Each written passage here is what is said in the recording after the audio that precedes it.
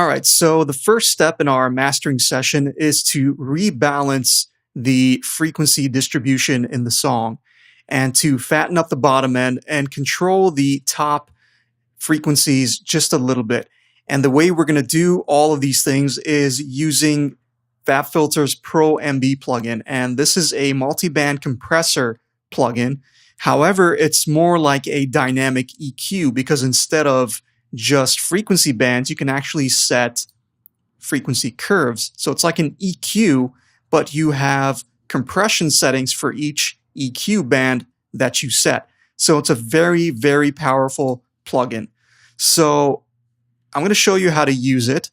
I can take you through a little bit of the controls here. So you have different phase options. So there's linear phase, dynamic phase, and then minimum phase. I'm going to keep it a dynamic phase for now because it's kind of a mix in between minimum and linear phase. It tries to preserve the original phase of the audio that's playing, and it also minimizes the lag and latency. So it's a great, great setting to use. Then we have oversampling. So we have 2 times and 4 times oversampling. Right now I'm going to keep it off so that we don't have any latency when we're processing the sound in the following plugins. I want to hear the changes immediately and I don't want any kind of lag. So we'll probably go back and turn the oversampling on after we're done with all the processing. And then we'll keep the look ahead time on. These are the analyzer options here. So you can turn the analyzer off. You can have it to pre, post, pre plus post, and then you can set the resolution here, speed, tilt of the frequency graph, and again, just more flexibility. And then here you can turn the plugin on and off. You have a mix knob, so you can do kind of like parallel compression with it. So very useful indeed. Then here you have an input level and an output level. So very, very flexible plugin. And here you can pan left and right, and the same with the output as well. So again, very, very powerful, very flexible. So issue number 1, let's take care of the bottom end. And what I'm going to do is I'm going to set a band that's going to catch the kick and the bass, and I'm going to basically glue them together, bring them closer together because the level of the bass is much lower than the level of the kick. So I'm going to try to glue them together a little bit and then bring the whole frequency, that frequency band up, and it'll fatten the lower frequencies up a bit and rebalance the frequency distribution. All right, so let's go to maybe either the loudest section or just a section where the kick and the bass are playing so that I can hear them at the same time.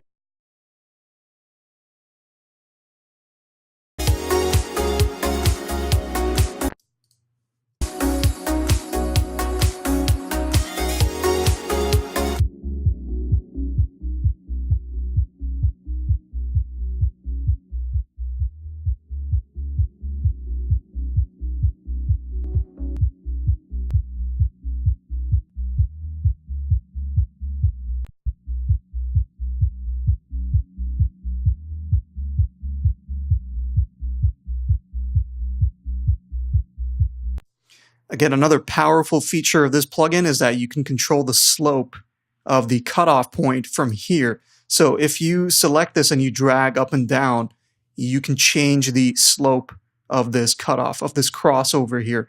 So I've set it at about 41. So I can just catch the kick and the bass. Okay, and now what I'm going to do is, again, I'm going to listen to it, and I'm going to use the threshold, attack, release, all these settings of a compressor, except the attack and release settings are set at kind of percentages. So it's easier to use, and at the same time, you're going to have to rely on your ears a little bit more than a traditional compressor. But I'm going to go through it, and you'll see exactly how it works. So first of all, I want to set the knee to something a little bit snappier than it is now. Keep the look ahead time the same. The ratio, I'll bring the ratio down to a gentler setting. I'll start off at 2, and then if we need to increase it, then we will.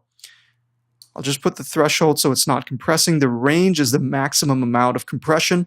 I'll keep it at -30 just in case. I just want to have that range to work with.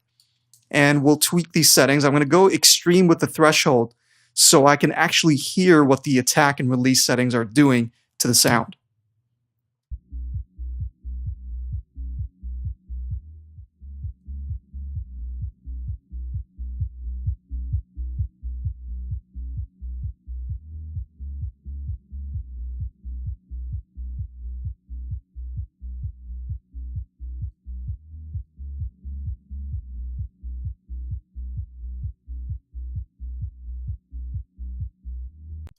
So increasing the release smooths out the sound. When I make it too fast, I can hear a lot of pumping, and that's not what I'm looking for. I'm looking to smooth out this frequency band so I can bring up the level of the kick and bass.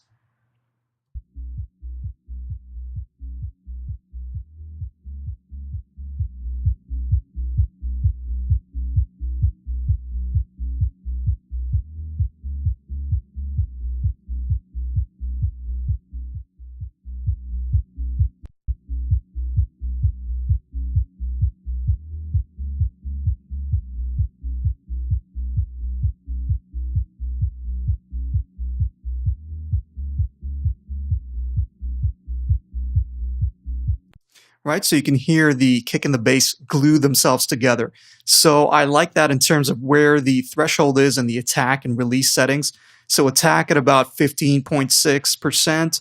So it's pretty quick attack, just enough so the punch of the kick still comes through, but at the same time glues itself with the bass. A pretty slow or medium release. And then here we have the output for this band. So we're going to have to turn the level up to make up for the compression for the volume that we lost. And then this ring here lets you increase or decrease the volume of the mids and the sides, which is very important because I want to make this band completely mono because right now it is way too wide. So the bass frequencies are kind of spread out in the stereo field and you lose focus of the low frequencies. And we always want, or at least, 90% of the time, we want the kick and the bass sitting nicely in the middle so that they're nice and powerful and you build everything around them. So this is a great feature here. You can take this ring around the output knob here. And if I take it all the way to the left, then you can see here, I've turned the volume of the sides to minus infinity. So now this band is completely mono. Let's take a listen.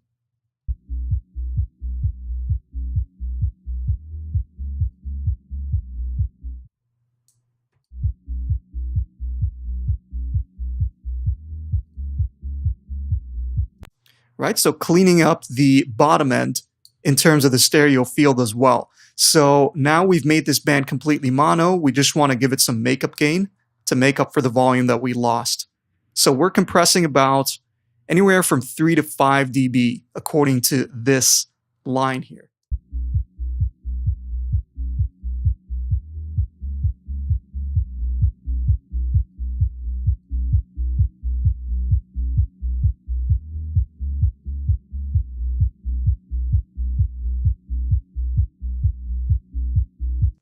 Okay, so I like where that is. Let's unsolo it. And again, I'm going to open span to see the balance of the frequencies because I want these low frequencies to be up here. And then I want to kind of dip in this area here, which, there's already a dip here in the frequency spectrum. And then I want things to kind of flatten out and not be higher than the fundamental frequency of the kick drum here, because that is the issue in this track. The high frequencies are way too loud and the lower frequencies are not present enough. So I'm going to use this multi-band compressor to balance things out. So I'm going to make more bands and then use them as kind of volume control to redistribute the frequencies.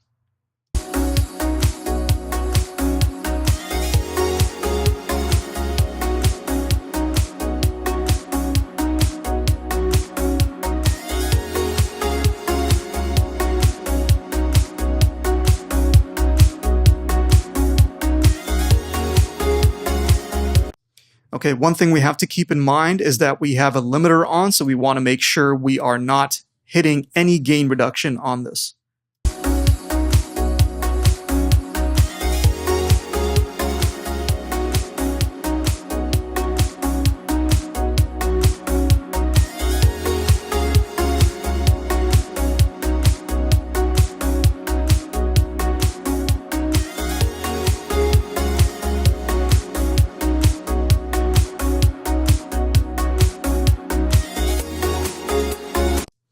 Okay, so I've given this 6 dB of makeup gain to bring up the volume. And as you can see in the spectrum analyzer, now the low frequencies are up here and they're a little bit more balanced with everything else. And that is the point of using multiband compression. You can limit the dynamic range of a band and then bring the whole thing up.